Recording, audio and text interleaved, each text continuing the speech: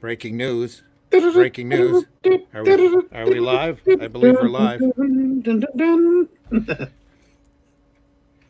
News is breaking as we speak in two pieces, many different pieces. Yeah, just That's breaking our official notification that we're live. I wonder if we'll get anybody in the chat today. Who This is knows? kind of an impromptu version of Indie Volt. Thanks for your listening. If you're listening on Indie Volt Radio, we want to welcome you. If you're on YouTube, come on in. Make sure you hit that like button. Make sure you subscribe to Indie Volt channel on YouTube. We are here as kind of a surprise on a Saturday evening to talk about the news from yesterday that everybody seems to be losing their minds over. Yeah. I'm a little shocked. I'm hearing some very, very shocking um takes.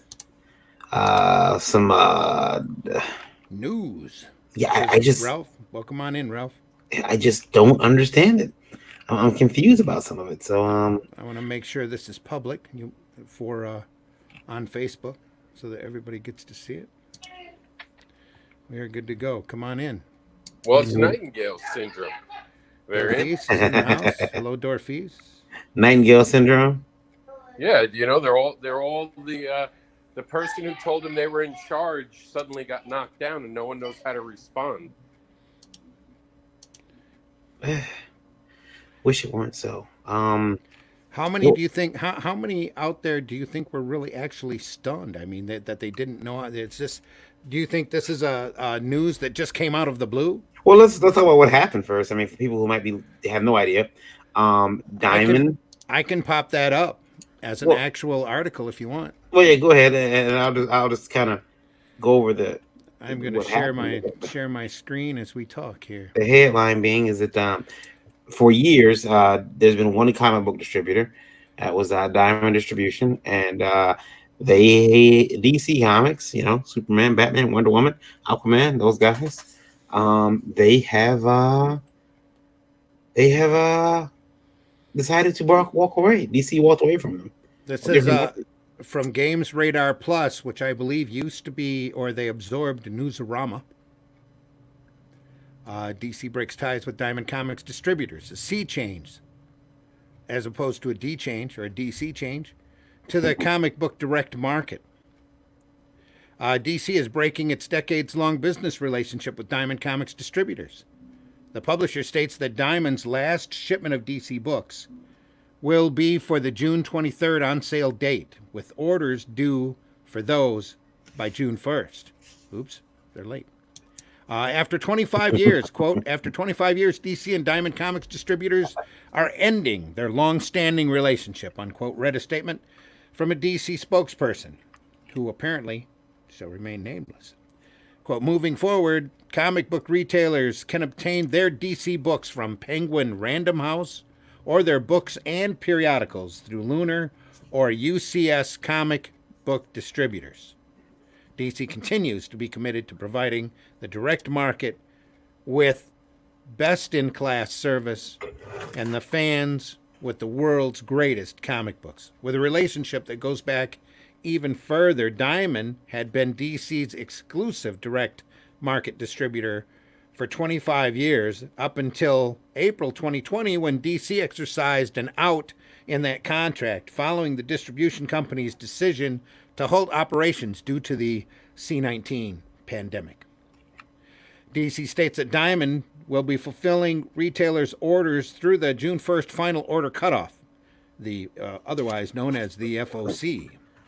That's not what I thought that stood for, but anyway.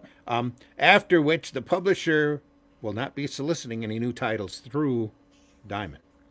DC is reiterating that comic book stores order via the two new distributors based on geographic location in order to ease their shipping, so you're not sitting there in 3 or 4 extra days. We're being attacked.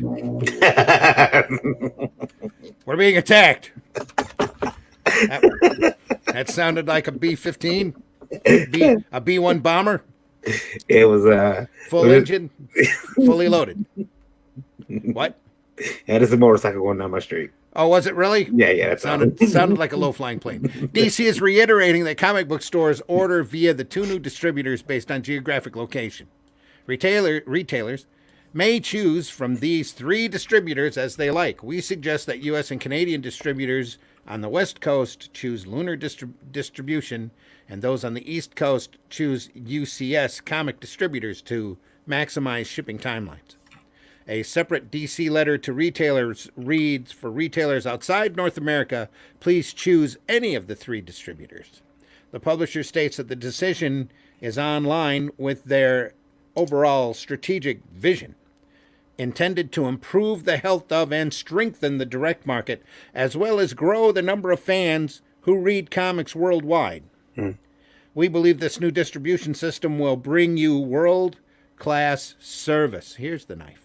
Is this the knife? Dennis is in the chat. Hello, Dennis. Hi, Dennis. Dennis, you want a link to come in?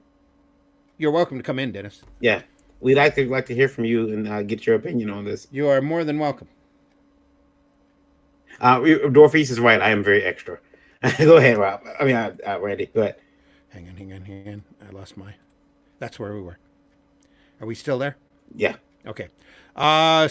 We believe any new distribution system will bring you world-class service using top-of-the-line and modern systems that will provide you the most efficient operational supply chain. DC letter reads, DC will continue to look for ways, together with our new partners, to better serve you and the fans to the best of our ability. We remain committed to the direct market and look forward to partnering with you to grow your business and to get the best comic books and graphic novels to the fans in the most efficient and seamless manner. As part of the message to retailers, DC makes a point to thank Diamond and their owner for working with them. Quote, we want to thank Steve Jeppy and the great people at Diamond for all the years of service developing. That article from Chris Arant. And DC did release, I guess, a statement and about, I guess they're going to release them, or they have already. I'm not sure. I haven't been able to find it yet, but it is pretty bad. Dennis is not my friend on Facebook. He won't accept my friend request. I will send him a. I will send him a link. Send him a link, please. It may take me a second. So he says he will never give his money to an online competitor to get DC Comics, so therefore I won't order DC Comics. I mean, I'll wait till he gets in here. I'd like to ask him. I mean, how is he going to get DC? He's going to not get them? Are they now just out of the he's not going to carry him at all? No Superman, no Batman, no Harley Quinn. Harley Quinn makes a path for DC sales now. Gotta have Harley Quinn. I was surprised that they walked away. I thought they were going to end exclusivity. I didn't think they'd walk away completely. Well, it sounds to me like there was a breakdown in the system. Dennis might actually know more of the inside of this than you or I. So it'd be great to have him here. Then it says they are dead. Even though they are dead to him, even though he's got Batman as one of his icons on his Facebook page. He's gonna give him a sec. And did you find him? Yeah, I got it. Okay. Ralph Griffith says maybe a new distributor will want to carry new publishers and indies to holster their product line. That should bolster their product line. I wonder if or opportunities for distributors to merge into the market. There's the creative somebody. No, that's Rob. Yeah, I got the computer up. I wasn't obviously prepared for this, so I was on my phone. Sorry, we kind of decided to do this on the spur of the moment. So yeah, I just finished watching the. Nice haircut, by the way. Thank you, Jane Silent Bob reboot. Yeah, and it was like, oh my god, I can't. I slowed the movie down and went back because they were in panel rooms and all that, and I just paused it and I was like, oh. We might want to introduce ourselves before Dennis gets on here. Okay, I'm Varian Grant, co-owner of Last Call Comics, founder of Indie Vault Media LLC. I'm a father, husband, a geek, an artist, a publisher, occasional actor, reluctant taxpayer, and unsolicited opinion giver, um, sensitivity reader, and yeah, that's pretty much it. Are you really a sensitivity reader? Sometimes, man. Sometimes I gotta. Gotcha. Sometimes I get sensitive. Sometimes I get sensitive and I read. I got to. Yeah, me too. So yeah, and that's on his very great. Find me online, KYD_V. You got Randy Zimmerman with me and Rob Anderson. Go ahead and introduce yourselves, Hey gentlemen. everybody, I'm Randy Zimmerman. I do the Zim Geek channel here on YouTube when I'm not on Indie Volt. I am an independent and alternative comics publisher, creator, a little bit of everything. I've done everything in this market over many years and have a lot of experience. I'm currently an award-winning commercial and graphic artist whose main specialty is advertising art that involves sequential art. I do comics for ads. And for about the last 10 years, I did my own little independent newspaper, comics and entertainment paper, that we circulated all throughout the Flint area, which was very successful. We ran through 10,000 copies. It was advertiser supported. We gave it away for free. It reinstilled my love of comics, and here I am back in the comics market again. Give us a thumbs up if you're ready to come in, Dennis. And along with us, Varian and I today, we have Rob, the indie comics devil and advocate. Rob, introduce yourself. Hello, What's Dennis. going on, everybody? I am, of course, the indie devil, comics book advocate, and I basically just make comic books to get laid. So when DC and Diamond broke up, I went Team DC because it doesn't bother me because DC is all about leather and whips. I'm on the right team here. Diamond's all about just sending comic books in loose package boxes, and it destroys the edges. Do they not know what bubble wrap is? Do they not understand it? Oh, they figured out what it is now. Now they figured it. Yeah, it's like and I always say this. It was like the relationship. You get with someone, they start eating a lot more. They sit on the couch. They stop going to the gym. They trade in Victoria's Secret for the jumpsuit. Suddenly, DC's looking over there at another distributor. The other distributor's got a G-string, a little more 90s vibe. DC's like, hey, how you doing? All of a sudden, there's a breakup. You got to pick a side now. And we're joining special guest, Special Dennis guest. Barger. Dennis, is there a nickname for you in comics now? One that we can say. Oh, you can cuss on here. It's fine. Yeah. I think rabble rouser, shit stirrer. You pick one of them. I answer to it all. Just to remind everybody, our program today is TVMA DLSV, where the D stands for Dennis. Yep. Dennis, we knew you would have a take. We knew you would feel some type of way.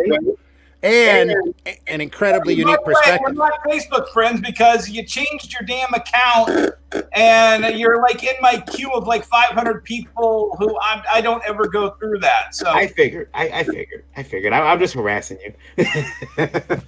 I know. I said this back in March when the shutdown happened and Jeppy said, hey, we got to shut our doors, which was absolutely a valid decision. I have stood by that was exactly what he had to do for multiple reasons. A, the studios or the printing houses were all going to be shutting down as well. So there were no new comics going to be coming in. There's a couple trucks load of comics coming in, but he has to take those and hold on to those. The retailers had no money because they were all shut down. So what are you going to do? Ship retailers packages that are all going to get sent back to them because UPS can't even deliver them? No, Jeppy made the right decision, but then DC had made one shit decision after another. And it all started, and they do every one of these decisions on a fucking Friday or a Saturday so that nobody can like call and bitch them out for it. And it's just one shit. It's like, guys, everybody's shut down. Everybody. The movie theaters are shut down. Your corporate master Warner Brothers isn't releasing any new movies. Do what Marvel's doing. Sit your ass down. Figure out what to do when things open up, and relax about this shit. But no, they had to make money. Even if they can make only 5% of the 100% they would make during total openness, they demanded that they make that little 5% by releasing a reprint of the first Huntress. Third printing for Batman 90. It's like, No, you don't need to be open for that shit. Just shut the fuck down and sit down and relax and wait for this shit to open back up. I don't know. There are millions of people at home who are dying to be entertained. I know a lot of independent creators didn't stop for a second, didn't miss a beat. Speaking of the movies, the Trolls made more than Trolls 1. Trolls 2 made more by being released directly into the actual homes. A lot of movie places actually did that. What it did show, DC, is that you didn't have to give up. A lot of comic book stores that weren't able to open still opened up inside their places and went onto the World Wide Web and introduced themselves to a new world. And they actually started making more money, believe it or not. No, they didn't. Yes, they did. They just did something in Orlando where a guy made more money staying open through the pandemic through an online auction. Which store? I have to look it up. I will get it to you. They had a whole press thing about it. Like, it was a giant thing. Oh, that's Aaron in Orlando. And you know what? He was doing live Facebook. He was doing his live Facebook events.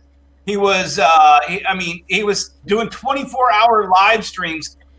That's adapt or die. Adapt or die. It's just that simple. It's not adapt or die. Here's the problem. Here's the problem. Yes, you can make money. I mean, dude, I've been making money since this thing shut down, dude. Randy's watched a couple of my videos. Well, let me ask you a question. Why didn't you just stop like you wanted everyone else to stop? You just said everyone should stop. Listen, and by the way, I don't know what's your name. It's Rob. Rob Anderson out of Florida. Okay, so Rob, I said the new publishing needed to stop because there was no way to get the stuff into stores in the level that needed to maintain stores' openness. Yeah, if you're releasing 5 books a week for 4 weeks, you got to pay your payroll, you got to pay electrical, you got to pay everything to keep that store open off of 5 fucking books. You cannot do that with the margins of 5 books. You need the full 20 book a week release schedule from just DC on top of Marvel 25 books a week and IDW's 2 books a week, Dark Horse's 2 books a week. A store can barely stay open with the margins they have with a full accompaniment of 80 to 100 books a week. They can't.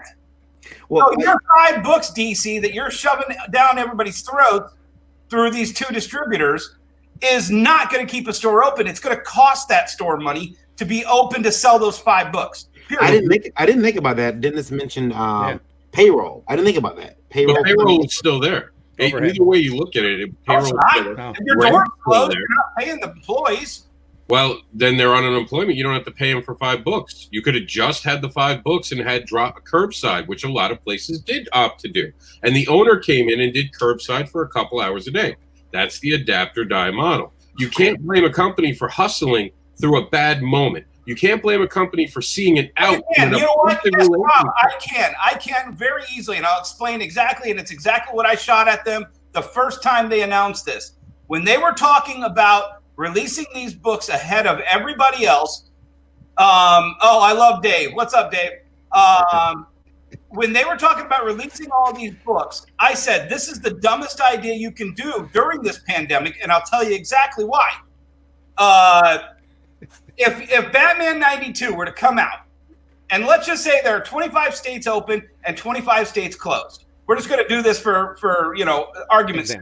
Yeah. Okay, so let's just say there are 25 infected states that have all closed, and you have 25 nice, clean states where there's no real high infection rate. You're going to put comic books in those 25 unaffected states, and then you're going to have broke-ass people with no jobs in the 25 infected states that are like, oh, man, if I can drive over to that uninfected state and buy all those hot comics, I could bring them back and put them on eBay because, hey, we all got to hustle during the crisis, right? We all got to hustle and make our money. And now you're taking the infected people and sending them to the unaffected areas, and you're spreading the goddamn virus more than you were going to spread it before because people are hungry in the infected states. They can't buy the comics in the infected states, so they're going to travel to the unaffected states. You now helped the pandemic. Do you know UPS, FedEx, United States Postal Service, and DHL never stopped once? Oh, hey, Rob, in all fairness, the Postal Service slowed down considerably. So did UPS. I had a package take 3 weeks to go from me in Monroe, Michigan, 30 minutes south of me to Toledo, and it took 3 weeks through the Detroit hub because nobody was shipped. Yeah. And no one, like you said, is desperate. No one's desperate. You could still order the books, and remember, things were still shipping. And if they're late, they're late. This Rob, you're so obtuse. It makes me ill. That's fine. Really don't get it. Well, what was the thing Diamond was doing, guys? Where and Dennis, you probably explained to me. What was were they offered? Did that ever materialize? They offered to ship books to store owners' homes. Yeah. Did that materialize? Did they ever do that? I think a couple store owners did get them shipped to their homes. So, but because technically, it's illegal in the state of Michigan to be at your store to accept a package, even if you're not going to do anything with that package because you're supposed to stay at home, your shelter in place. So, we couldn't do it here anyway. It wouldn't have been possible, right? And there's at least 10 states that are as locked down as we are. But then on the same thing, Diamond doesn't pay anyone. I mean, the same time this is all happening, Diamond just stops paying all the people they owe money to. Oh, that was a misnomer. And I'll tell you exactly why. Okay, let's just pretend, Rob, you're Rob Publishing, and Rob Publishing is the number 3 distributor of maker of comic books in the United States. God help us all. Okay? Got it? And you go through DC, or you go through Diamond. Okay. Well, Rob, you ship your comic books to Diamond, and Diamond ships their comic books to Dennis. Okay. Now, Dennis puts his order through Diamond for your books. I'm pointing the wrong direction here. That's okay. The camera has everything reversed. So now all of a sudden, your books are on your way to Diamond. Now you don't get your check from Diamond until I pay for the books. I'm the orderer. I'm the guy who ordered them. Okay? Diamond billing is 30 days old. What came out was they stopped paying people that they owed. No, but listen to me. Because the stores stopped paying Diamond. Okay, but and I get that. But again, don't pay Diamond. Diamond doesn't have the money to pay Rob Publishing. They don't. Okay, but this is the whole thing. At that point, as far as we were being told, and all the articles coming out, the stores were still paying Diamond. No, they weren't. Diamond had the most amount of return packages they've ever had in their entire history of 25 years plus. Because the retailers would have had to well, first of all, the banks were closed. A lot of banks were closed, so you couldn't go get a COD check to go pay your UPS driver. Depending on the state. There are a lot of states that wasn't true. Yeah, it wasn't true here in Michigan. What I'm saying is, at a certain point, you got to shut the states that are open down as much as you got to shut the states that are closed down, because then the people with the infected area are going to travel to the unaffected area and spread the contagion to there. It's irresponsible. Rob, so you're talking about people driving hundreds of miles to get comics, in your opinion? This is what we're talking about. I'm just being clear. No. I'm 30 minutes from the Ohio border. I have Toledo 30 minutes from me. Okay, you guys are all close at the same time. Randy's in Flint. It's what, about 45 minutes to an hour to Canada? Yeah. Okay, so Randy in an hour in 2 directions. Yeah. If comic shops in Canada weren't closed, Randy could take the Michigan virus and spread it over to our borders are closed. Our borders are closed. Our borders were closed. Okay, well, but the point is we're all close to borders. Okay. Mm-hmm. You're in Florida. You could be in Georgia. Depending on where you're in Florida, you could be in Georgia in 30 minutes to an hour. Nope, not where I am. Florida was closed too. I said depending on where you are in Florida. Yeah, and the part of Florida that's a half an hour. There's a whole bunch that's a way further away than a half an hour. How far away is Orlando from the border of Georgia? 4 hours. Is it 4 hours from Orlando to Georgia? Yeah, I think that's right, because I remember driving that. And I just driven it. Florida's a long ass state. Don't trust me. What I'm saying is okay, but now let's look at Philadelphia and New Jersey. Yeah, all shut down at the same time. It's a lot tighter up there. And all shut down at the same time. They all went down on lockdown. If we're looking, like you're making an argument here that doesn't hold water, because you're talking about clusters of states that were all closed at the same time. They would have had to driven far distances just to get comic books. And this year. I know people who have gotten in cars and driven for 5 hours to clean the doors out. then they're going to do that for beer when they can't get beer at their state if they're going to do it for anything. You're And people that are going to be irresponsible no matter what we do. So we're making a rationale to stop the economy because there's one guy who might do it. Oh my God, let's stop everything. I will say this. I have seen people, and I mean, we all know this. Present company excluded. There are some store owners who will send their people out to stores to get books, to get toys, and bring them back to them. That type of thing could have happened. I mean, I can't tell you. There's a Dennis. You probably know the guy. There's a dude that wears a biker cut, and he buy. I don't know what store he's buying for, but I've seen him at cons. But I see him all over. I've seen him on the west side of the state. I've seen him over here by me and stuff. I don't know who that is. Yeah, he's wearing a leather biker vest. I think. No, he's from Canada. I know that guy. Okay, so there you go. See, he's from Canada. He's all over the place. But he spends a ton of money too. But yeah, he's from Canada. He comes down here and he does a road trip across Michigan, Illinois. I've seen him down in Ohio, Southern Ohio. I mean, yeah, that guy travels everywhere just to make money. There are people, if the state was open or if you had a state that had a lax situation, could have gotten in. But now we got this other situation where these people, these people, Diamond now, after all of this, not Diamond, because it wasn't. I mean, it is Diamond, but DC said, "Later, Diamond, we're done." Well, let's ask a simple question: did anyone think Diamond was treating anyone right over the past decade? Yeah. I've been on this panel, and I know that. Oh, wait, are you talking the past decade? No, and I'll tell you, I am Diamond's biggest opponent. Yeah, because I'm like, are you defending Diamond? Dennis? Yeah, like you're defending Diamond, Dennis. What are we defending? Well, forget the lockdown. Forget the coronavirus. Yeah, no, I am Diamond's biggest. I am the loudest mouth in the room when it comes to pointing out Diamond's flaws. But I will tell you one thing that Diamond does correctly: they collate as many of the books that they are going to that the publishers put out into one catalog. Now, if you remember when I chimed in on your last one and I asked everybody in the room, has anybody tried to submit to Diamond? And Diamond is a big, huge gatekeeper. I hate Diamond for being the gatekeeper that they are. I despise Diamond for the gatekeeping that they do.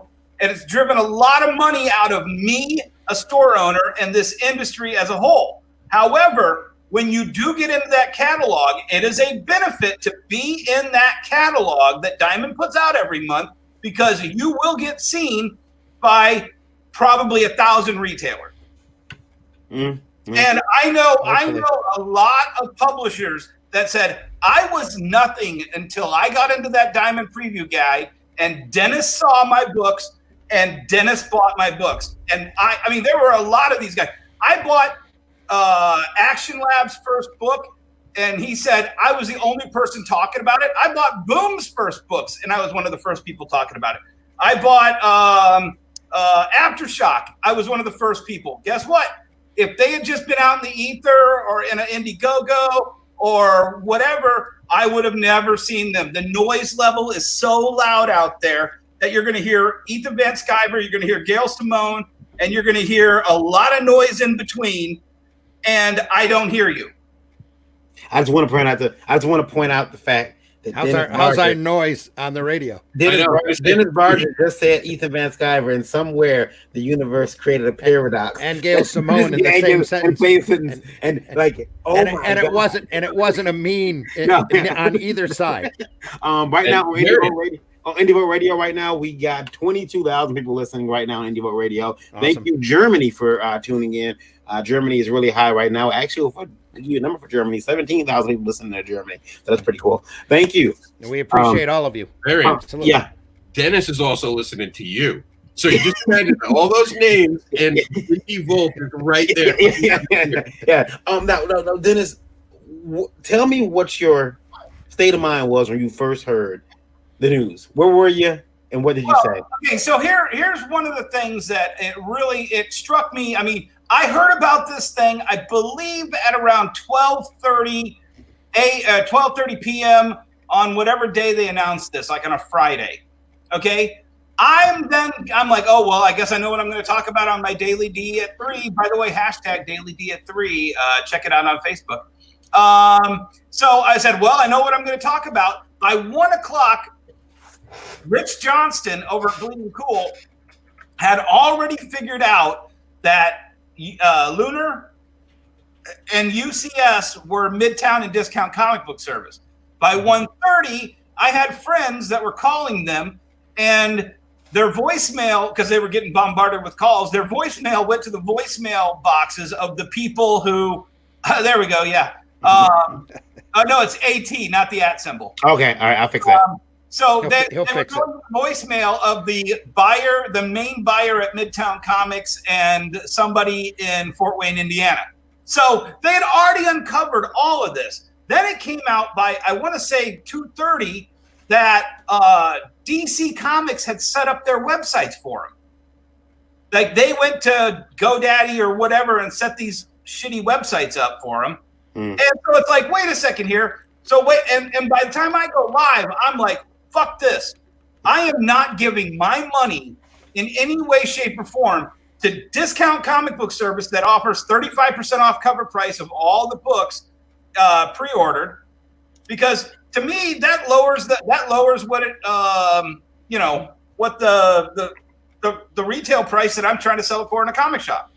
And on top of that, Midtown does the same thing: 35% off here, 20% off here, 15% off here, etc.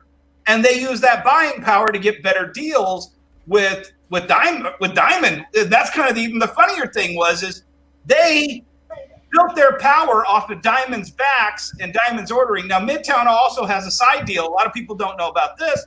Midtown Comics actually supplies all of Marvel's subscription service. So they get huge amounts of Marvel comics already shipped to them every month to distribute to all of their subscription customers. So do you think if tomorrow Marvel decides to break their contract with Diamond, that Midtown would be able to pick them up?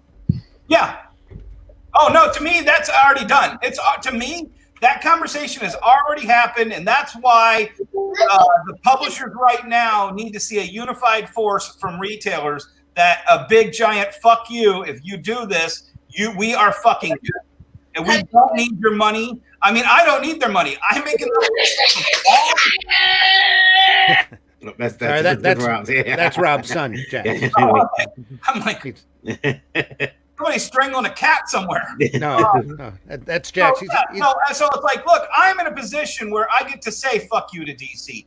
Now, all these other comic shops, they are in a position where and like Rob said, they need that. Well, they don't need 5 books. They need 80 books. They need 50 books. They need 40 books. Whatever that number is to survive, they need to get that in every week. Yeah. Okay? I understand that.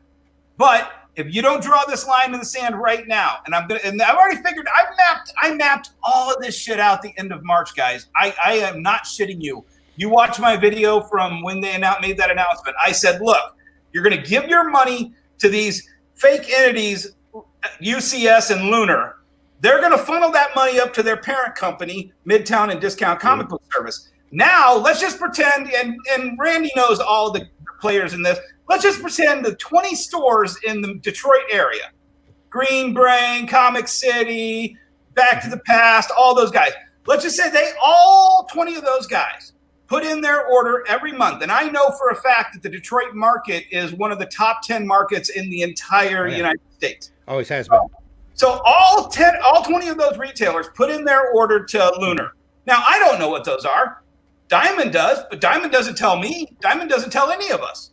Well, guess what? Now Lunar gets to see, hey, these 20 stores in Detroit, hey, do you know they order over 5,000 of the 20,000 print run for this book? That's kind of interesting to me. Hey, you know what?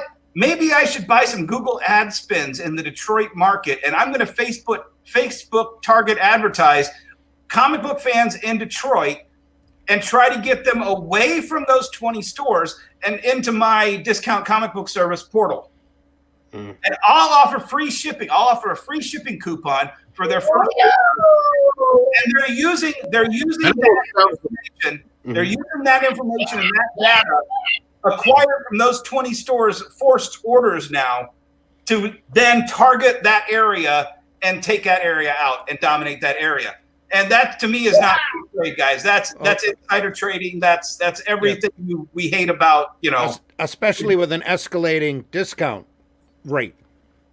Right. If they offer their subscribers a hardcore discount, they're just going to encourage them to run over there. And you're paying, and the second you give them money, because they're going to make a small profit. They're going to make that Diamond 10% profit that Diamond gives DC, or DC gives Diamond. So now Lunar's going to make that 10% profit margin off of all 20 of those stores' orders, and they're going to take that profit margin. They're going to shove that upstairs to Discount Comic Book Service, and they're going to be like, hey, where did that 10% come from? Oh, Detroit. Oh, okay, cool. We need to target Detroit. We need to take out all the stores in Detroit and make sure those customers come over to our website rather than order through these schmucks. Now, I got a question. Oh, go ahead. Ralph in the chat speaks up and says, Capital City and Bud Plant were also store distributors back in the day, but Ralph, that was back when there was a dozen distributors. Right. Not just an exclusive distributor for one incredibly large company. Well, and Steve diversified when he started gobbling up all of the little distributors along the East Coast and down to Florida. He eventually realized I have to diversify. I have to get rid of, divest myself of all these stores, because now I'm feeding the stores, and I can't look like I'm going to favor Jeppy's Comic World a block away from this customer now who's forced to order from me. And that's when Steve, got rid of the Jeppy's Comic World stores, because he realized he had to have this bigger entity. And hey, I haven't heard anything that these guys are gonna, do something like that. Roger Shomo says, when I was managing the Detroit CCD warehouse, people had that fear, but it was unfounded conspiracy thinking.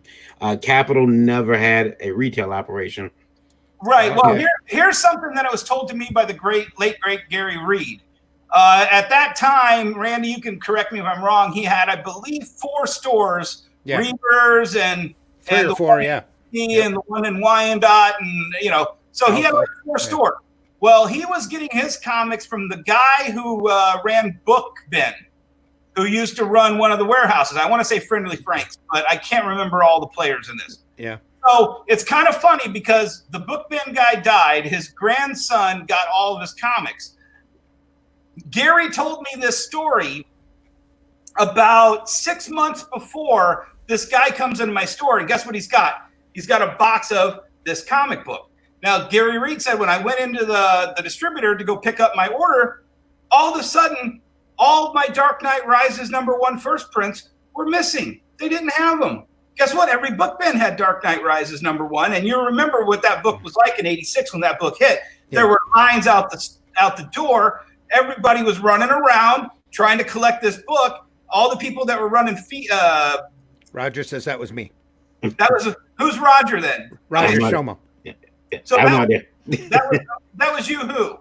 Roger Shomo. Yeah, he said that was me. Oh. Who were you, Roger? Yeah. He was running the Capital City warehouse at the time. Okay, so you remember Gary Reed coming in and not having any first It's not a tinfoil hat, man. This is reality. So, Roger, tell the story. But basically, so then in comes the guy from the Book Bin into my store 6 months after Gary Reed told me this story about how shitty it was back in the day of having all these distributors run by people who owned franchise stores, etc., and they all fucked each other over. And then in walks this guy, this kid, with a short box full of, guess what? Dark Knight #1 first prints that his grandfather had left him, and they were all in near mint plus condition, and this guy wants to get them all graded. And I'm thinking to myself, wow, I just heard this story about how you got all of these books, how he had all these books, because basically he hoarded the entire area, and if you got your books from another distributor at that time, you got Dark Knight Rises. Gary said he didn't get Dark Knights until the second print for any of his readers' stores. Again, Roger's saying that's not true, and no, I'm not sure what is not true and what's no. Okay. Can I ask Roger, if you want, I can send you a link. Yeah, you had a question? Yeah, I have a question. We're already condemning the people who just showed up and haven't done anything wrong, but they're already bad. I just want to Here we go. No. Okay, let's just say they haven't done anything illegal. No. They haven't done anything illegal, right? This is America. Proven innocent until guilty, or do we move to Russia, where capitalism no longer stand? I thought this was capitalism. I'm sorry. I'll go back on the bread line and wait for my time for the potatoes. Continue. Conspiracies, please. These companies have already been guilty. They're 10 minutes old and they already did a whole bunch of stuff. Can I now answer your retort? If it's fact and not make believe, it's something you think. And you bought Legos, and all of a sudden Lego said, "We are no longer shipping Legos to you, Target. You now have to get all of your Legos from Walmart." I'm sorry, it's not Walmart. It's Wall Distributor. It's a subdivision of Walmart, but now you have to buy all of your Legos from Wall Distributor. Or do I have to buy him just from Lego, who's been beating me up for the past 25 years and not respecting my business? Let me think. I think I'm going to try the new dude. I'm going to see if the new guy knows about bubble wrap and Walmart will in no way, shape, or form use the money that they make in profits off of distributing Legos to crush a Target. So they want to take out their own customer base. That's how you do it. You actually get rid of your customers. That's how you run a business. If Walmart sells 100 Legos and Target sells 50 Legos, and now Lego makes Walmart the distributor, and now Target has to buy 50 Legos from Walmart, wouldn't Walmart want to put Target out of business so they can sell 150 Legos? No, I would sell it for a little bit more, make a little bit of profit, and keep it going. That's called capitalism. You don't take out your competition. You charge your competition to have your product or the product you're selling for more. It's what Walmart literally does right now. But Rob, we're talking the comic book industry business here. Randy, we're not talking capitalism. I understand that. You've been on the show, and you have burned diamonds to the ground. And you have said that monopoly has to end. You have said that on this very show. You know what they have to end. The monopoly. Do you have one of your indie comics there? Do you have one of your indie comics there? Can you show me what your comic is? Which one do you want? I don't know. Show me any of them. Show him Cat Dad. Oh, Cat Dad. Hold on. I'll actually get a fancy cover. No, I have said Diamond needs to go, but you raise a real valid point. I understand the retailer concern a lot better now than what's been showing in the what they've been talking about in the press. Comic books. This is a virgin cover. Yeah, he does. He does. I'll get you the one with the cover.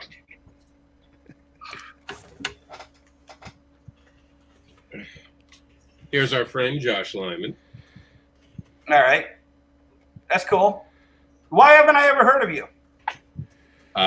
I guess because I'm just one of those schmucks on Kickstarter, not in Diamond, so I don't matter. Well, no, but I mean, don't you ever want to sell comic books to people other than in your Kickstarter? I do sell people than other my Kickstarter. There was this thing we used to go back in 2019. They were called Comic Cons. They were fantastic.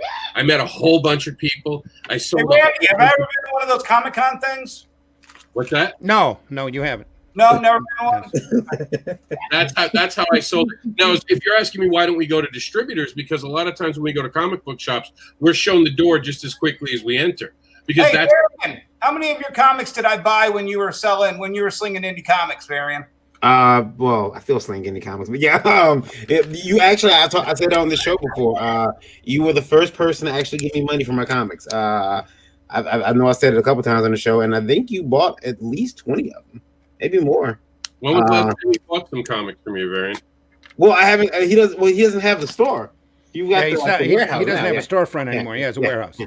He's got the warehouse, which I'm waiting for it to open because he's got a movie theater now. Yeah. And it's not open yet, but we're in the final stages of having our contractor approvals done. So I am waiting for it to open. It all got shut down the second COVID hit. So. I'm all for competition. I think there needs to be multiple distributors, but I think Dennis raises a good point there. Once you track the back down to Luna and Midtown, there's going to be a problem if they're offering discounts. I just want to note too It'd be real easy to woo away business, and they would be privy, like Dennis said, to exclusive numbers, so they would know like his Yeah, examples ran, they would know areas, and if they decided to, they could target those areas real easily and pull the business away for themselves and make all the profit on their own. We're being naive to think Diamond has not done that repeatedly over How would Diamond have done that? They don't sell comic books. Diamond doesn't sell directly to comic book shops and knows what they order each comic book shop. They've given priority to larger accounts. Because I thought that whole leak was showing us where all the stuff. That leak was the most influential thing that ever happened, and it should never have happened. And I mean, not that I saw any of the information, of course, because that would be horrible if I found out.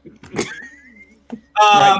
So, but I mean, to me, that was absolutely the worst thing that could happen to Diamond, because guess what? Now 2,500 account names that smart indie creators would immediately try to get that list and contact 2,500 comic shops to sell their indie comic books to. But, you have fun at the conventions and on your Yeah, but you're not hearing it. Every indie creator calling those 2,500 people, they're going to get tired of anyone who says they create a comic book. That's the part you're missing. Have you ever created a comic? No, question. Have you ever created a comic? Yes. Well, I've published a few comics. Okay. Have you had to go to different stores and say, I'm a comic book creator? And have you seen how they treated you? Well, I was a comic book retailer who knew them all. No, not a retailer. Just as a comic book. Listen to me. There's a lot of ways to do this. When we did the Wolfman Mac comic book, do you remember that, Randy? Oh yeah. Okay, I got copies. I put together a 10 or 12 comic book store free comic book crawl where you went to any of these stores and you got this comic book, which we gave them. They had to buy in at a certain level, and then Wolfman Mac visited all the 12 stores or whatever across the day, and then that got you. And then certain people got a prize if they came with, It was a whole thing, but it was a great promotion, and I successfully sold 11 other stores on doing this indie comic book promotion. A lot of people took my advice.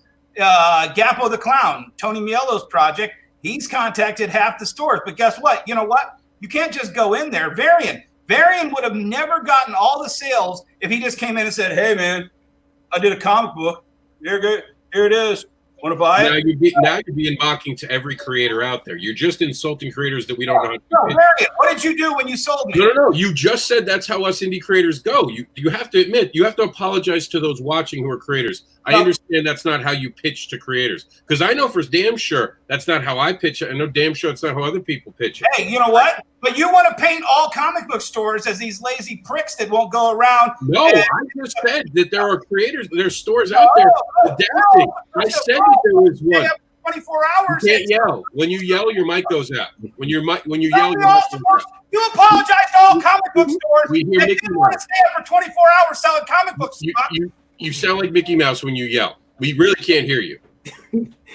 I think that what Eric put a message in the chat. He says, outside of Diamond, how can we get indie in the stores? But the other question is, do we think that because this is a question I had from earlier on my Facebook, does indie need to be concerned about this? Should indie comics be concerned about DC walking away from Diamond? I know some publishers who say no, it doesn't affect them in the slightest. I think it could, because it's going to open up the doors to other distributors. But Dennis has already said it, and I don't know why he hasn't said this, but I don't put words in his mouth. But Dennis, I mean, do you want to open 4 different books and look through them, or did you prefer just having that one book that had everything in it? You know what? That one book was. But here's the thing. Like I said, I absolutely shook my finger at Diamond every time we had a retailer summit that they needed to be more inclusionary of indie comics that I was carrying in my store that I thought were good, and that they were gatekeeping out. Yeah. I mean, Randy, I pulled you constantly. I pulled you in for that big Detroit retailers meeting where we tried to get Flint Comics rebranded in Detroit to do the exact same thing with Detroit. Yeah. And we wanted to have more comic strips from local creators put into that in the Detroit area. Mm-hmm. So, I was out there on the front lines working with the indie comic creators that wanted to work and wanted to hustle. Varian was one of those guys. Varian came in and said, hey, I'd like to come in and talk about my comic book at Comic Talk. So he came in, he talked about it. Then I said, hey, you want to come back and sell your comic books at my store for free comic book day? And he said, yeah, I'll come in. It was a free comic book day I had you in. Yeah, it was free comic book day. Yeah. And that's when Anna Moisty happened. It's funny. It's an inside joke between me and Varian. Never gonna lay that down. So, he brings in the crew. What was that? Psycho something? Psycho Sirens. Yeah. Psycho Sirens. And he brings in the crew, and they smoked the place. What did you sell? Probably like 50 books that day? Yeah, we sold a lot of books. I sold a lot of books. I sold that first order that I made from Comics Express at the time. Oh, yeah. So basically, I took a young, hungry Varian who's coming into my store. He's coming to be part of my talks. I invite him to my shop for free comic book day. He shows up. He kicks ass. And guess what? That kid didn't need to prove to me that he was willing to hustle ever again. We even bought, and no offense, he's probably a fan on here. We even bought Michael Marcus's fucking books. IFX. Remember IFX? I haven't seen Marcus up on here, but go ahead. Okay, they were garbage. Okay, and we carried those books. Carried every indie book that somebody came in and pitched to us. And if they had a good hustle and a good sales pitch, we bought them. If they basically were lazy, we said, well, you can give it to us on consignment, and we'll put it right on the shelf next to Mouse Guard. We had our whole Michigan creators area. It had Mouse Guard. It had Katie, what's her name? Katie Cook. Yeah. It had every creator in the area that was big name, and right next to them was these nobodies. It's the same thing I did for my comic book convention. And Dennis, your style of store is very few and far between because you give everybody an equal footing. Right. Green Brain does the same thing. At least from my perspective that I've seen, they do the exact same thing. It right there. But hardly nobody else. It's far and in between. Yeah, and that's cutting just in and out, Rob. Just because you do it. Oh, sorry. Give me a minute. I'm going to switch computers. Okay. Right, number one Marvel fan says, you guys made it up there. You guys haven't made it up there. Down here, there's one shop per city. Even back in the day, there was only two. The Comic Connection, I worked for years from 86 to 93. Roger Shomo says there's always been animosity and disrespect between publishers, distributors. And he says number one Marvel fan says Memory Lane Comics in Wilmington. Is he in Delaware or Georgia? It's my only competition, over 1.5 away, but I'm trying to get indie stuff in here, and it's hard to do. Chuck Rosansky did one of those comic book 2.0 with Dan Shaheen, and I watched it. And Chuck Rosansky is like, "Look, right now you need to make your store." And this is what I've been talking about at Diamond. We need to be the hub, and the industries need to be the hub. Oh, don't put my face all over.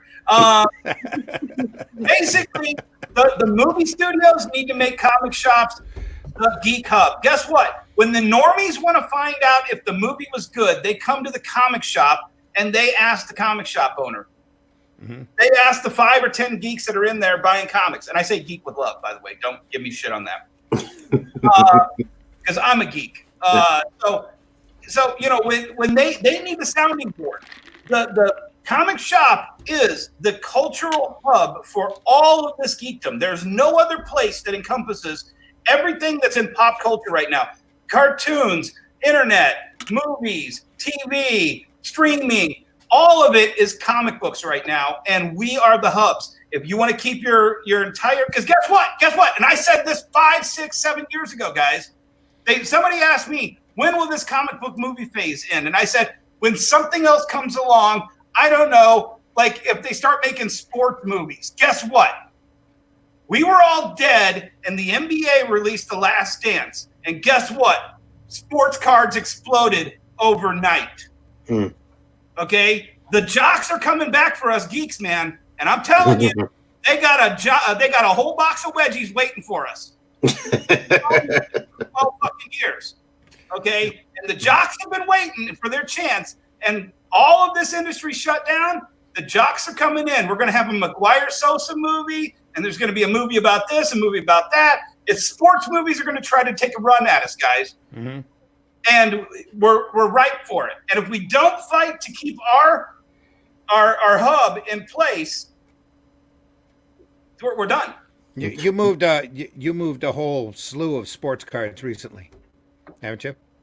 Oh yeah, here, right here. Got them right next to my desk. The ones you haven't already shipped out, that is. Right, exactly. Yeah. Bo Jackson. Um, I keep moving everywhere. Yeah. If the money's over here, that's where I'm going next. But see, that's the thing creators can't do. We're just stuck creating comics. Yeah, but we you don't know get to what? move. We don't get to switch. That's why we went to crowdfunding, because we could make money on crowdfunding. And guess what? We don't necessarily have to go the old route of going to a Do comic. you know what the number one? Do you know what the number one genre in Japan is for manga? romance, right? Nope. No, it's not romance. What is it? Sports. They have tennis manga. They have basketball manga. They have soccer manga. They have baseball manga. The sports genre is the number one genre. My daughter is watching tennis anime right now. Okay? There is no reason, Randy will tell you, there has been a time for Western comics. There's been a time for romance comics. There's been a time for war comics. There's been a time for every kind of comic. You know what? Right now, Rob, I'm telling you, come up with a sports comic. Because guess what? That's probably going to sell here in the next 2 years. No, thanks. I'll leave that to Marvel with the NFL superhero. They can do all that all day long. Varian, I didn't think I set us up on Twitch. The minute we go You live, did. then That's not Twitch. That's Facebook. Is that Facebook? Yeah. Michael Pedini is from Facebook. Yeah. Michael, the minute we're talking comics here.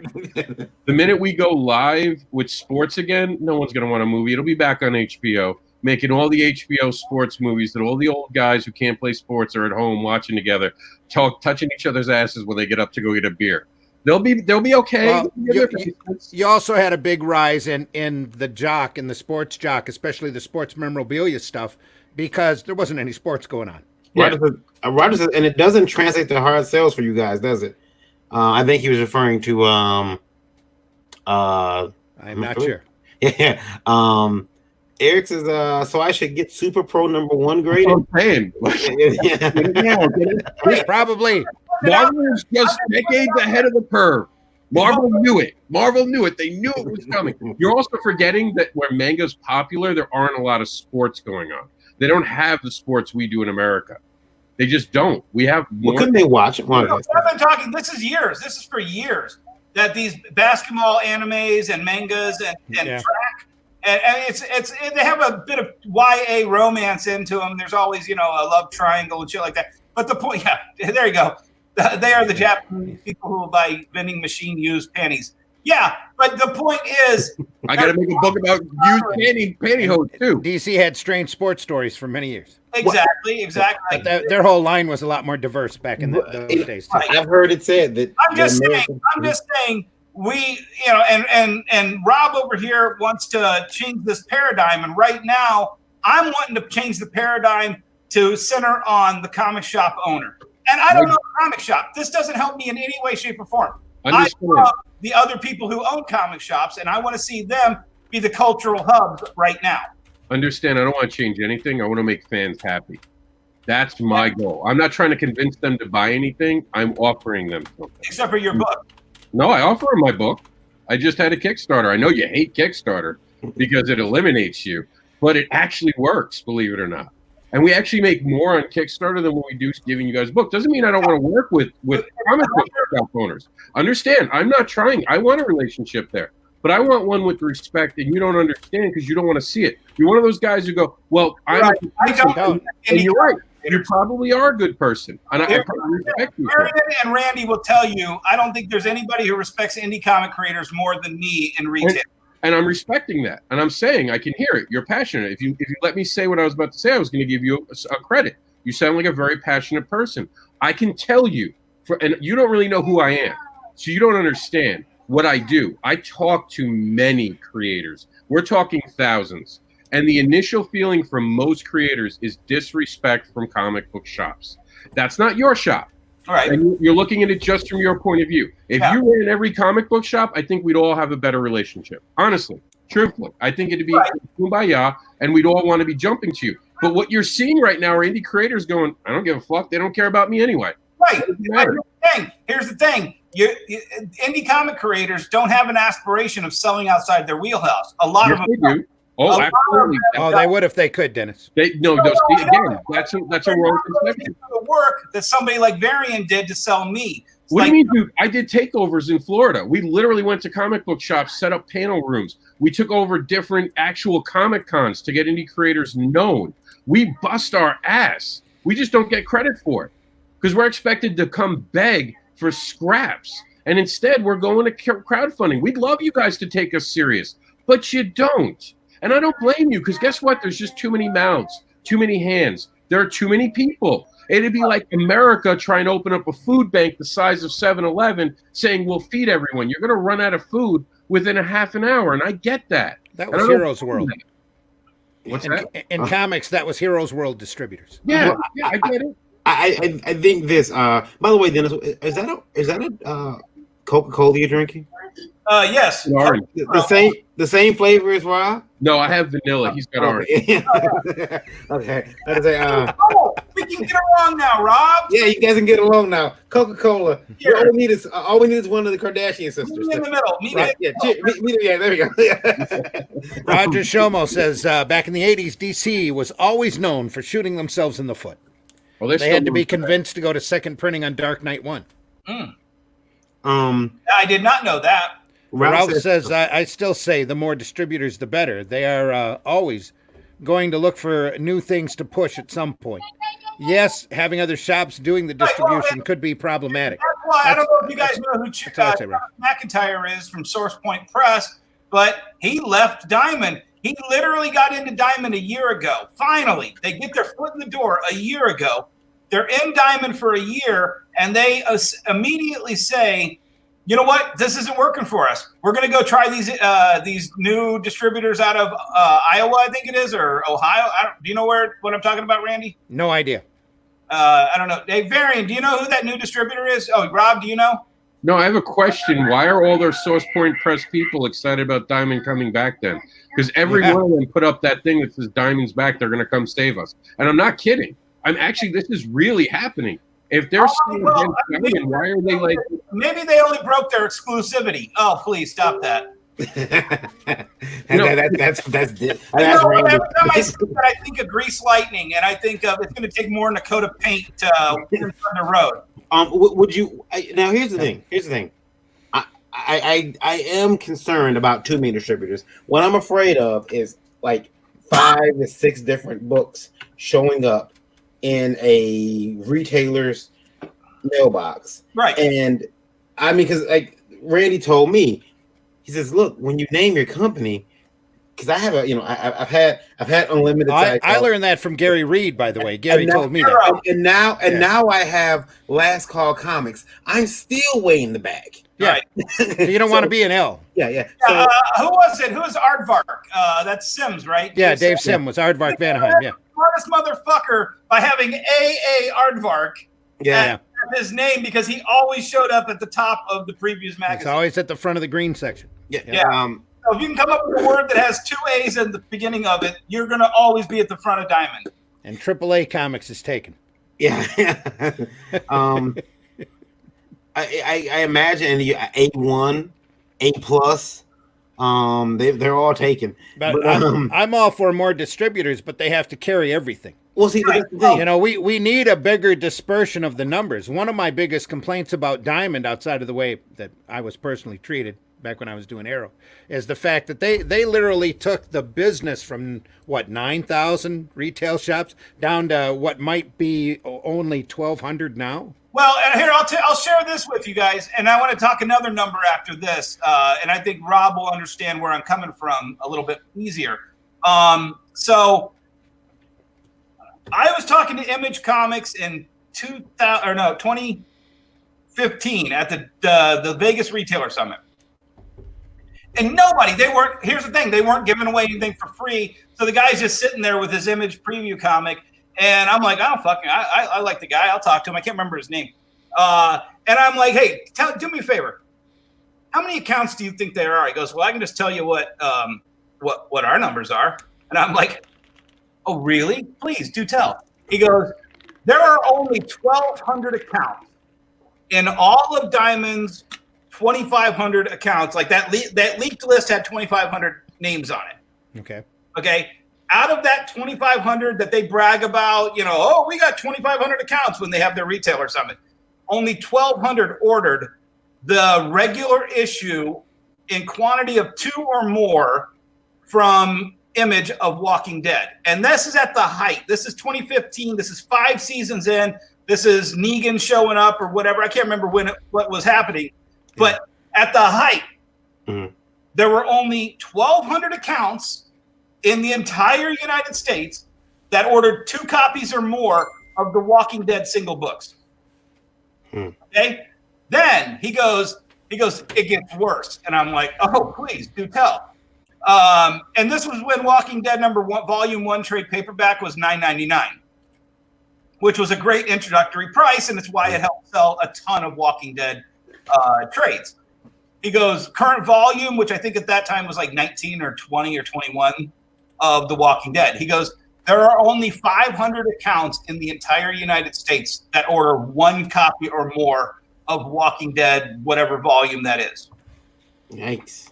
So to me, that says there are only 1,200 legitimate comic book stores that stock the #1 media comic book on their shelves in any quantity, 2 or more. And those might not even be storefronts.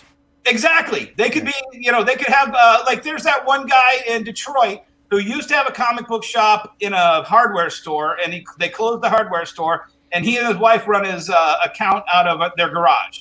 Right. I knew 2 people who were still buying their books from his garage at a certain point. Okay. So, those still might be club accounts, but that's still 1,200 legitimate entities buying 2 copies of the #1 indie book in the nation. And that was 2015. That was 2015. Yeah, so there's been 5 years of erosion since then. Right. So on top of that, and of course we all know collected editions are a very big mover for comic shops. You've got, selling Watchmen, selling V for Vendetta, selling, whatever this book is or that book, Dark Knight, etc. The fact that only 500 accounts in the entire United States considered the Walking Dead trade paperback stockable. Right. And you got to figure that includes a couple of club accounts too. So that number is smaller than 500. That's astounding to me, Randy. It's frightening. It's frightening. It's what it is. Right. And so, and I have to agree with Ethan Van Sciver on this. This was a paper tiger. This was a house of cards. COVID and the other stuff just kind of exposed it and breathed a puff of wind on this. And we're all seeing how fragile this entire industry is. So but numbers, I'll wait for Varian to get back and Rob. Yeah, so from your perspective, where do you see it going? Boy, if I knew that, I would be. Here's the thing. I did 2.5 years ago, I did this long diatribe, Daily D at 3, where I mapped out what I thought was the closest thing to a parallel industry to what comic books are. And I kind of plotted it out as the record industry versus the comic book industry. Back in the 40s and 50s, you used to be able to buy a 45 at a Woolworths. Then you started getting around the 50s and 60s, you started getting dedicated little record stores, right? So around the late 60s, early 70s, that's when you started getting these Tower Records, and Megalith record stores, the bigger franchise record store. Right. And then the corporate money comes in, and that's when you get Record Town USA in every mall, or I forget all of them, but and Corvette would sell records, and Sears and Kmart, and so there was this entire industry of selling records, and there was still that little record store from the 50s and 60s. But you know what? When he started losing money in the 60s and 70s, you know what he started doing?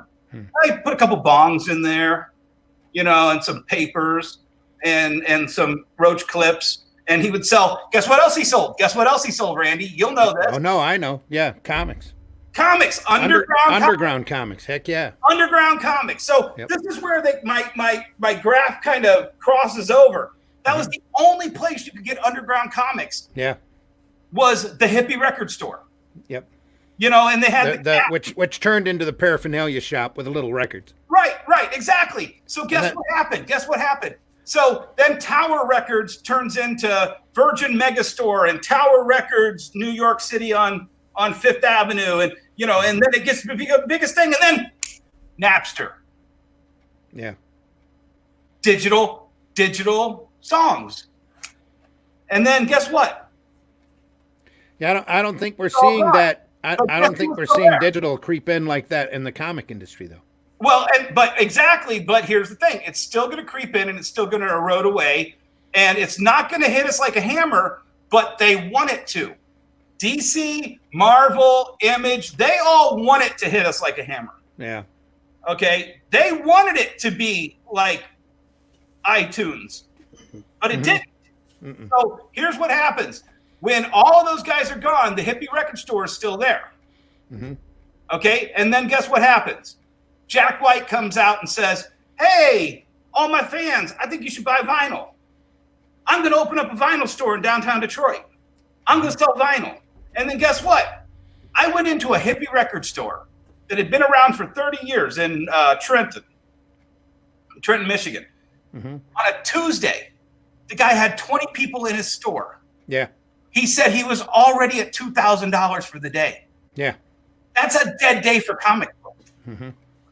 But that's where our future is. We have to maintain, we have to be the cultural hub. We have to sell whatever we got to sell to stay alive through this turmoil of comic books coming in. We got to sell more.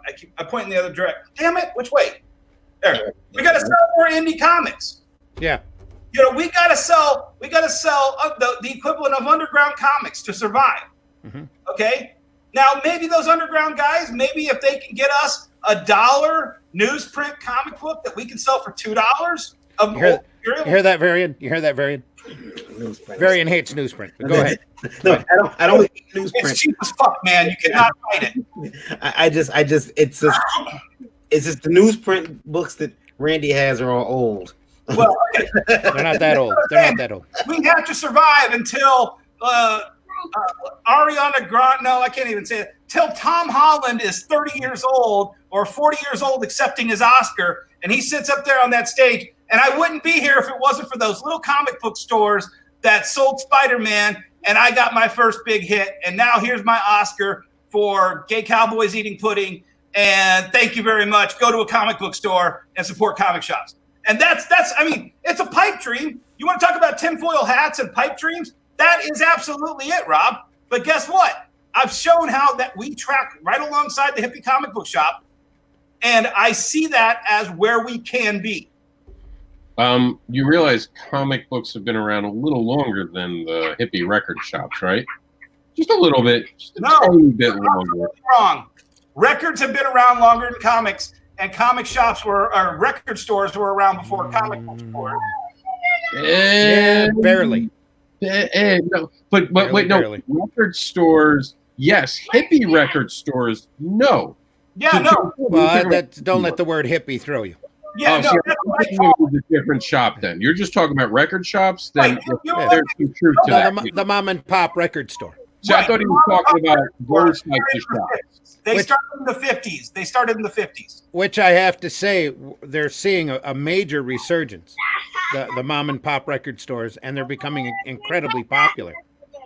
David Campidi says, "Gay Cowboys Eating Pudding. We need to make the comic books and movies can option it for Tom Holland."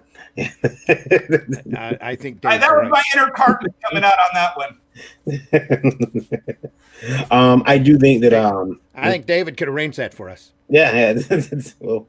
We'll get that done. But the next last call comic. I'll tell you what, I want to talk about David Campinetti. Let's put David's quote back on screen. Put one of his quotes back on screen. Yeah, there you go. Okay, I want to talk a little bit about Dave Campetti.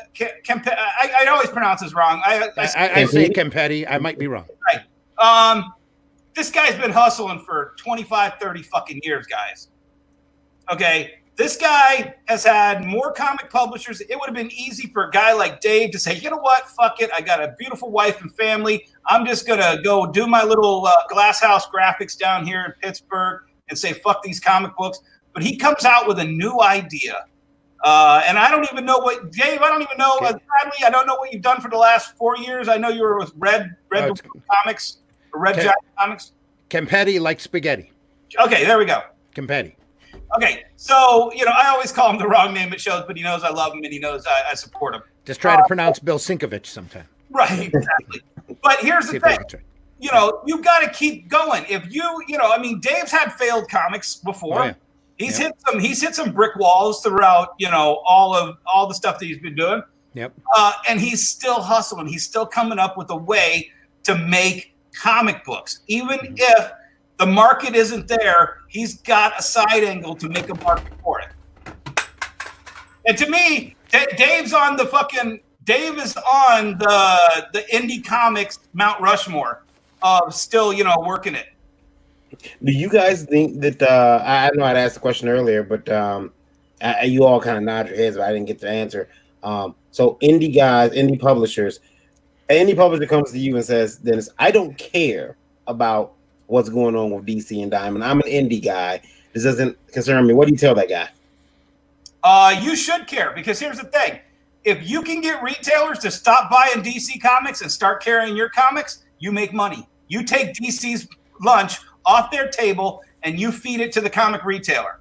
This is your opportunity. This is not your opportunity to tear down comic shops. This is your opportunity to sell comic shops and say, fuck DC, DC fucked you, buy my shit, I'll make you money.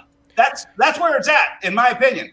And you're saying there's a new distributor out of Ohio that's distributing what? Ohio or Iowa? Somebody, if anybody knows Travis McIntyre, I'm going to tag him right now. I know that Peter Cimetti's working on getting a distribution system working for Alterna Comics. Well, that's what I'm saying. All it takes is, go ahead, Rob. Go ahead. Sorry. If we keep trying to take and tear people down for us to get anywhere, this industry is going to die. That is the problem. We can't. Can I speak? So positive. Can I speak? I let you speak, right? If we keep trying to drag everyone down to be successful, there's going to be nothing left. DC should be able to do anything they want. It's capitalism. We're all in a capitalist society here in America. If we want to go different distribution, that should be allowed. Is it going to affect us? No. Immediately, it's not going to affect the independent creators, but we have to watch it. Rob, what Dennis is saying is that the retailers have a problem because there's a direct connection between DC's new distributor for us to go and a retailing system. Yeah, but he said for us to go in there and I want to clarify what you just said. Why are we all tearing each other down, blah, blah, blah? You just told every comic book shop, fuck you. No, I said evolve or die. Evolve or die. Why do we have to evolve? Because we did. Because all the creators did. Because DC is evolving. We decide that all comic shops have to. This is a free market. You're right. We can hold off the evolution by letting DC go in a different direction. That's not a lot of those people have done that for the last 10 years, and they're out of business now. So continue. Don't evolve. We might need to set up a timer and have you guys talk a couple minutes at a time. Just to get a real serious debate rolling. I don't instead of everybody talking at once. Sorry. That's okay. I don't know if for me personally, I feel like DC leaving Diamond. First of all, here's the thing, guys. I've never known a world without Diamond. So I'm like, again, that's because how young you are. Right. And I'm like, what's happening? My world is shifting. What? Sky is falling. The sky is falling. Right. I've never known a world without Diamond. I mean, Dennis Red is laughing at me because I asked him the other day who was Wally Wood. Yeah, he had no idea who Wally Wood was. Yeah.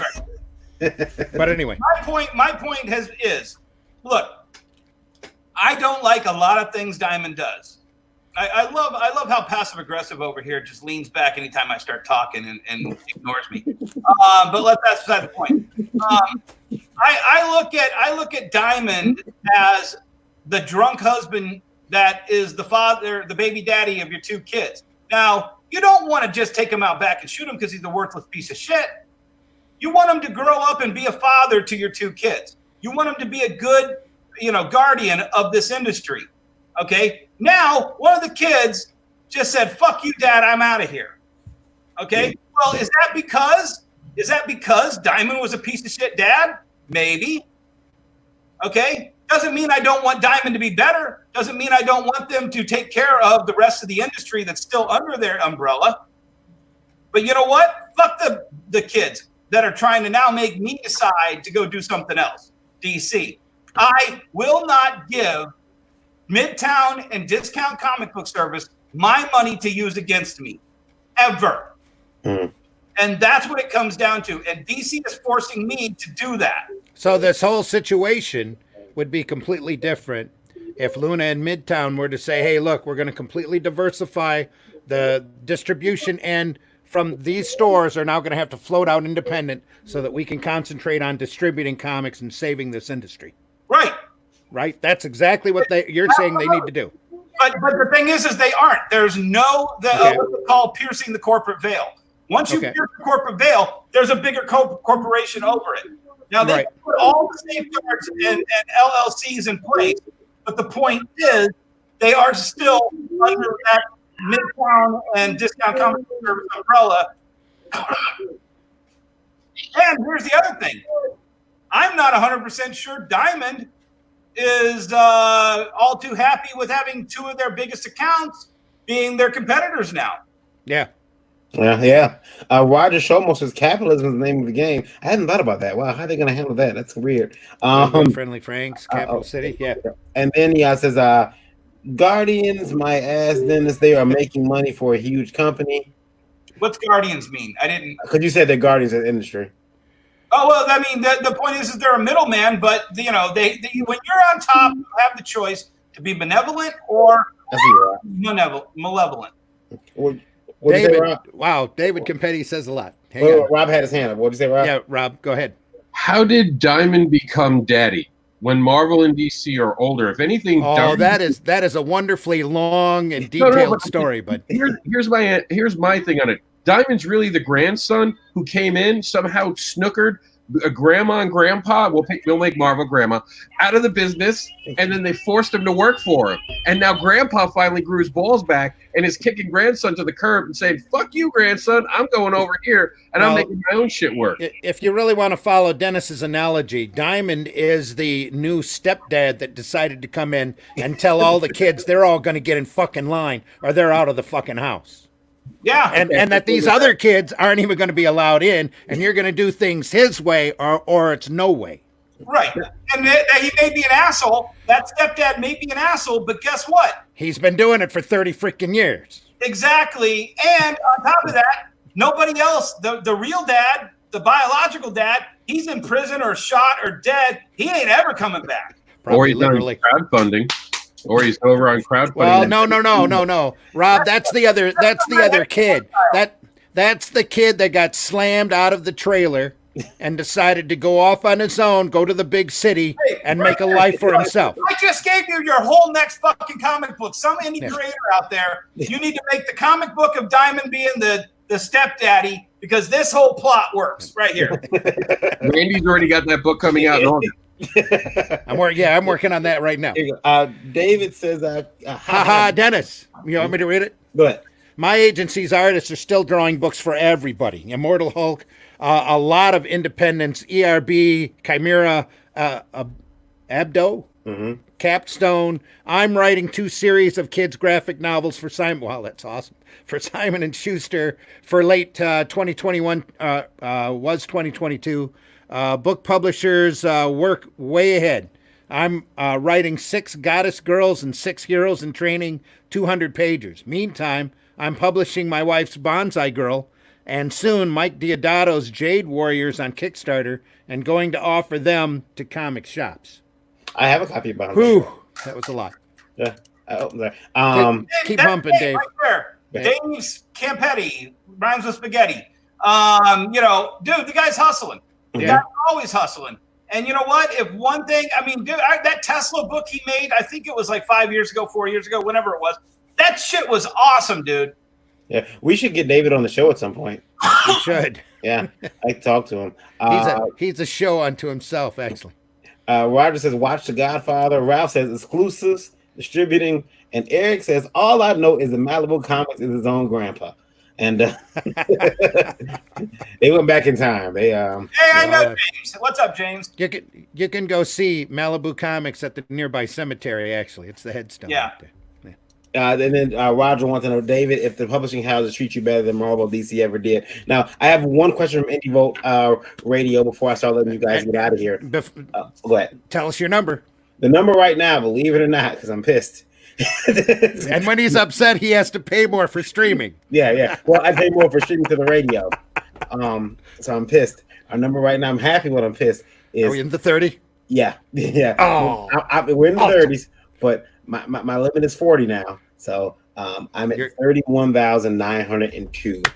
So thank awesome. you guys for being on. 31,000 people are listening. And I do have a question. All over the world. That's because we've got a topic here that people want to hear. I do got a question. Funny books. You're talking funny books. That Dennis Barger's on. Click. I got a question for you guys. And it's from Mexico. Cool. Hola. And this person whose name is Anonymouso. It looks like Miguel, but it's not Miguel. So it's okay. A J. So I'm gonna say Miguel. Okay. Miguel says STFU. That's for Mike, I think. Okay. He says STFU. Shut the fuck up. Yeah. What? They don't get their comics down there. They're more than a couple weeks behind. Uh-huh. And here we are complaining if our store is getting ready to open up. More distributors might be very good for them down in Mexico. And he is right about that. That more distributors for people out of the country could be good. So yeah, Miguel, we didn't think.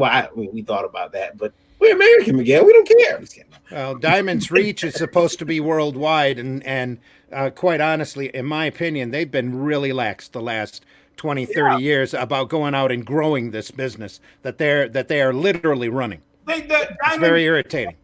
Because Steve, I love Steve to death, but put the wrong people in charge for the last couple of years. Roger's been on the sideline for a long time, and he's just been a cantankerous old asshole. Chris Powell. You're not talking Roger Shomo, though. No. Roger Fletcher. Okay. Chris Powell from Lone Star was brought in as the hot new young gun. He hasn't done shit. He's the one that came up with that Hastings deal. I'm not familiar with the Hastings deal. $1 million. He came up with the GameStop idea, which pissed off retailers and they treated it badly. He's the one he's been pushing all these little side deals to find prettier dance partners than 1,200 comic shops or 2,500 comic shops. That's not what you need to do. You need to make the comic shops the biggest, best place. You need to figure out how you can put it through and make those the cultural hub. But they don't. They treat us like we're a sponge that you got to squeeze out and get as much before you find the better person up the road. Walmart, Hastings, Barnes and Nobles, Borders, whatever. Their goal should be, instead of the 1,200, turning that 1,200 into 12,000. Right. That should be their objective, and they just don't care. Rob his hands are up. What's up, Rob? Randy, aren't you going after the obvious fact? Instead of worrying about comic book shops, we have to worry about comic book quality. We have to worry about good storytelling. We have to have Marvel and DC going back to inviting fans to actually want to show up every week to read their books. That's what we need first. Rob, that's not necessarily true. Because if we can get a couple of hardcore indie comics companies out there doing quality work, Marvel and DC is going to either shrink away, abandon what they're doing, or they're going to catch up. But either way, it always takes that little ingenious. Or it'll force them to team up like they did in the 90s when Image kicked them in their fucking nuts. Yeah, Marion. Yeah, Barry. That's the whole goal here. We really want to push comics as an art form, not Marvel and DC, and say, "Hey, guys, I do have a question and Dennis help me settle a bit. Okay. If you still at the Wonder World Holy store, smokes. the Wonder World store, would you have went out Mm-hmm. and went out to a couple of the Walmarts and got yourself some of the Legion's books? I did. Did you clean them out? Yeah, well, I got as much stuff as I could when it started out, and then it fell, and then it really became kind of a quagmire. It looked like shit in there, and that's what Walmart does to your product. The big dream of having your books in Walmart, I said it from the beginning. They're going to shove it over in the Yu-Gi-Oh aisle, which they did. It's going to stack up. It's going to be beat. It's going to be finger fucked by every single person that goes through there. And guess what? It did. Everything I said about Walmart went completely as I said. And you know what? They're still carrying them. They are losing money to have their books in Walmart. Now they're selling them to us for the 1 month they sold it to us through Diamond. Guess what? I was making tons of money off those Walmart books because none of the other retailers were buying them because they were a Walmart book. Dude, I was getting $10 a piece for the Wonder Woman, $10 a piece for the Flash, $5 price. I'm putting these things on Amazon. I'm getting $10 a piece for them. You see, they're going for 60 now. Those 100 pages. They're going really high. We're getting like 30 or $40 for one of the Swamp Thing ones. Holy crap! I think I need to bag and board the ones I have. Would you have went and got any of the Allegiance books though? You would have got some of those from the stores, or what do you mean Allegiance? Who's Allegiance? The Walmart Allegiance books in Walmart. Oh, is that the Brett Weiser book? Yeah. No, because you know what? It's only at Walmart, and it's one of those things that I don't think there's a crossover crowd, and if the people want it, they're going to go to Walmart and get it. Okay. It's one of those things. But here's the thing: what upset me with the Walmart book from the get-go was you're taking brands that the comic book shop built. Tom King does not exist in a vacuum outside of comic book shops existing. He literally became a comic shop success story. He became, he went from Marvel to DC because of his success in comic shops. And then DC immediately pimped him out as the Batman guy writing Superman exclusive at Walmart. We built the Tom King audience, and then they took the Tom King audience and, pimped it out to Walmart so that our customers would be forced to go to Walmart to buy their DC exclusives. That was why I think the DC model is good. It's smart, but you better also offer it to comic retailers if you want us to, support you in the future. Guys, I want to thank you for coming on and discussing this hot button topic. Man. I didn't realize how much time it passed. Yeah, it's been great. Dennis, thanks for coming on. We want to have you back on one of our Tuesday night shows. Yes. Yeah, it's Tuesday night at 9. We'll bother you. We'll bug you to come back on. But first, Dennis, tell them where they can find you. Then we'll have Rob tell us where you can find you at, and then we'll wrap up. I do a couple things. I actually put it down in your Facebook quotes. So, take a look at that. WonderworldComics.com/Amazon. 63,000 comic books and toys available on Amazon, sold through me. Every day I do a video called What's Moving with D, hashtag What's Moving with D on YouTube. You can see all the items that we ship out every day. You want to get a real good pulse of what's moving online, you go there. And if you want to hear me bitch about things, you go to Daily D at 3. That's it. The Daily D at 3. Why did I activate my Alexa? It's weird. Maybe your Alexa's gonna alert you from now on. Maybe. Yeah. Rob, where can they find you at, sir? Obviously, I own the entire internet, but if you're looking for just things for me made of about books about fetish monsters and more, you can go to MrAnderson.com. More importantly, you can check the pulse of the independent creators being ignored by comic book shops at comicbookadvocates.com. And we want to point out that Cat Dad and Supermom is available on at Indiegogo. It's in demand right now at Indiegogo. It's a great all family story that you can easily read to your kids about an elephant that uses farts like Green Lantern. And it's a great anti-bullying story. And of course, Mr. Randy, it's a very fun read. Where can they find you at? You can find me here at Indie Vault at 9 p.m. on Tuesday nights, 9 a.m. at Thursday morning. I'm on the Zim Geek channel. That's ZIMMGEEK on YouTube. I promise there's new content coming, which I've been saying for like the last month now. But there's stuff in the wings. And then I'm on Facebook and Twitter as well. So. And of course, you can find me at KYD_V on Twitter, Variant Ground on Facebook, Last Call Comics, Indie Vault.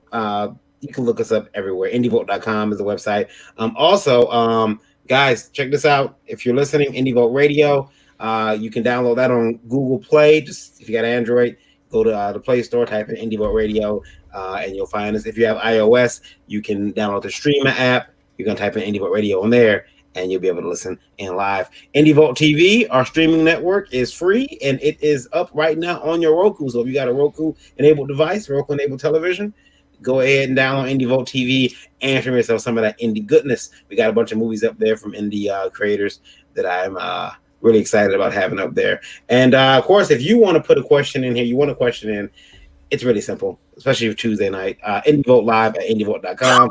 Include Indie Vote Live in the subject field, and please keep those emails 90 words or less. And maybe, just maybe, we will answer them and make fun of them on Tuesday night show, as we always do, because we got that other comic shop owner Randy coming in on Tuesday, and he's pissed at you, Rob and Randy. So he's not pissed at me. Well, it'll be an interesting discussion then, won't it? His name, Remember, hey, when you send us your questions, that there is no silly question. We answer all sorts of different questions if it revolves around comics and geekdom. And please keep in mind that our feedback will be better because of your setback. he is hashtag get an education. Hashtag IndieVolt. I think you owe the Jeppy family a nickel every time you. Well, they can ask. We'll break it up into 13 equal payments, set up in percentages. All right, guys. If we had time, Dennis, that would be something else I would take up with you. Is that there's a lot of the green section companies out there that had to put their pencils down because Diamond was back on their payments. Rob has a message for Elder Randy, I guess. Yeah, he's being mean to the other Randy. Guys, we're gonna go to the back room. We're gonna go off live. Thank you everybody for watching. I want to thank everybody for watching on Indie Vote Radio. Watch on Indie Vote TV. And here on YouTube and Twitch. Thank you for watching. Thanks everybody for this impromptu broadcast. You never know when we're going to spring up on Indie Vault, and we do appreciate you listening, especially our record-breaking audience tonight. Yeah, we're going to the back room. Thank you so much. Take a little credit for that one. Just and we'll give you a little for that. Yeah, we'll give you a little credit. Don't ask us to physically pay you though. We don't make money at this. Rob can thank me for the extra eyes on his comic book. Yeah. Let me take us all out. Go ahead. All right, everybody. Thanks a lot. Stay safe. Be careful. Yeah. And thanks again for listening. Take care.